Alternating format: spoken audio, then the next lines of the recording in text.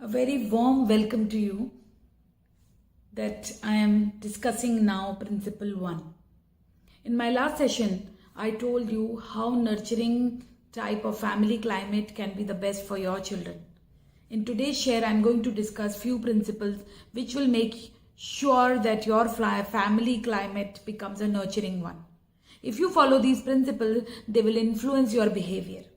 And the right kind of behavior will bring you the right kind of outcomes in your parenting, the right kind of results which you want for your child. So this has 3 steps. The first one is follow the right principles which I am telling you right away. The second step is as you follow these principles, you do the right behavior, you see the results.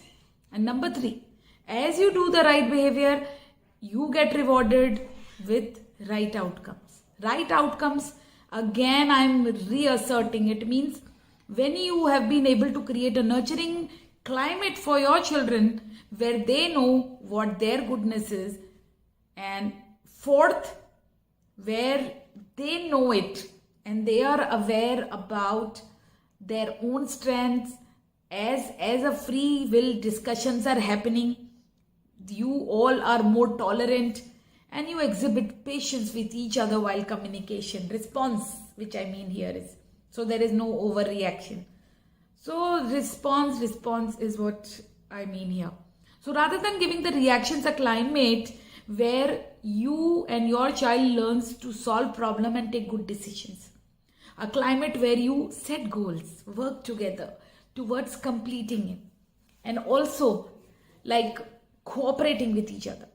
And if you want to create such nurturing environment, the above points are very important for following these principles so that you have a nurturing kind of family environment. The first principle, now you have to believe that your child is good, capable and trustworthy. I will repeat it again. Your child is inherently good, capable, trustworthy. What I mean is whole, perfect and complete. You got to believe this. Our children, they came to the world, the birth of a child being a cosmic activity and a cosmic process, if you will see. But sometimes we witness that poor choices have actually, immature behavior have overtaken us. And just we feel that the other person is not worth being trusted or not capable. And it starts reflecting in our communication. So we might say negative things to them like, I made a mistake by trusting you. Henceforth, I will not trust you. You don't do anything properly. You observe your patterns when I'm sharing. So this actually, it gets synced in. It influences them and it has a reflection in their identity. So, and personality. Personality is the way we think, act and feel. And this becomes a permanent display in their behavior. So it actually damages the confidence and self-esteem. So we need to have confidence in our child. We need to, before empowering, feel that the child is worthy. So why must we think, 10 times before doing any negative comments? Because this is the formation of the child's behavior belief system is happening in our communication. So we can make it easier for our children to success if we give them different meanings, not disempowering meanings. So you can have positive assumptions about your child, you can respect, you can trust, you rather than fearing or having a mistrust. So just go all out with trust. And we also wouldn't like, to be scared all the time. And we want our children to be present of their self-worth and their limitless potential.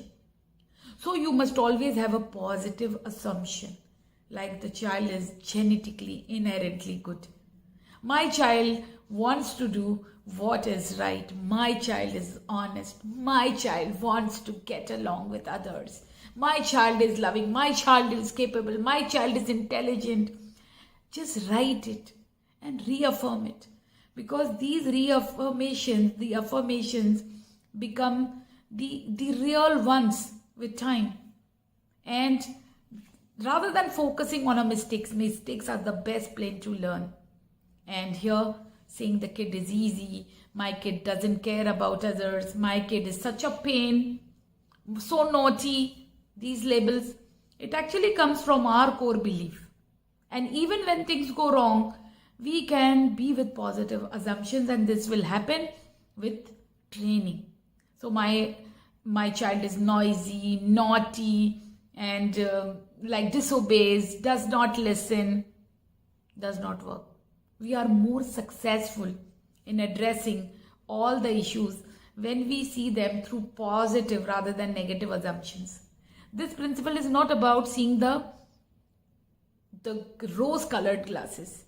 It is not even about denying the real problems or expecting our children to be perfect. It is about seeing beneath the behavior, to the heart, what may be covered under the layer of inadequacy or self-protection, fear and self-doubt, and learning to trust, to connect with that vulnerability. And it is allowed to be vulnerable because this is a space wherein we are who we are, and we can create each other more powerfully. And more than saying, this has to be like experienced, that really trust and vulnerability helped you, and you were able to help your child, and even you are at a vulnerable space and your child is helping you. It is co-parenting, co-partnering.